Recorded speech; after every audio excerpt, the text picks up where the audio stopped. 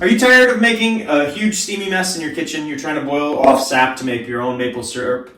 Well, this is my reverse osmosis system I built for about $300.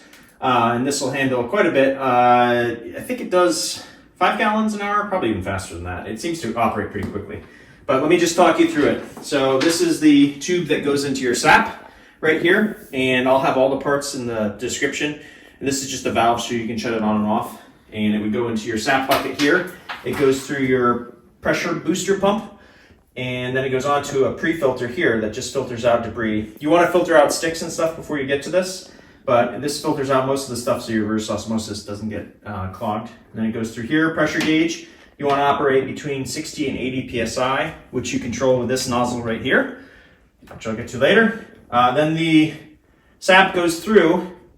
And normally, reverse osmosis system, you keep the water that you're going to drink that's been filtered, but in a maple syrup system, you actually throw out the filtered water, or you can save it for later to flush the system, and you take the dirty water, which is the sap in this case, and it's actually concentrated sap now, and you can boil this off. It saves you an immense amount of boiling time. It gets rid of 50% of the water or more, depending on how many times you run it through. I run it through twice, but anyways, it goes through the first reverse osmosis, then you've got your sap is a little bit more concentrated and more concentrated and more concentrated, and then it comes out here.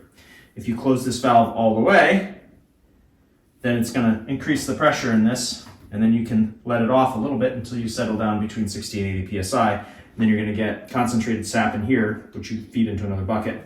And then you're going to get your permeate, which is the filtered water in here, which is very pure water. You can drink it if you want. I'd collect it in a bucket so that when you're all done for the season, you can take your permeate and run it back through the system to clean it out. And you'll have a special throw out the filter when you're done so it doesn't get moldy, because you're not going to use it for a year.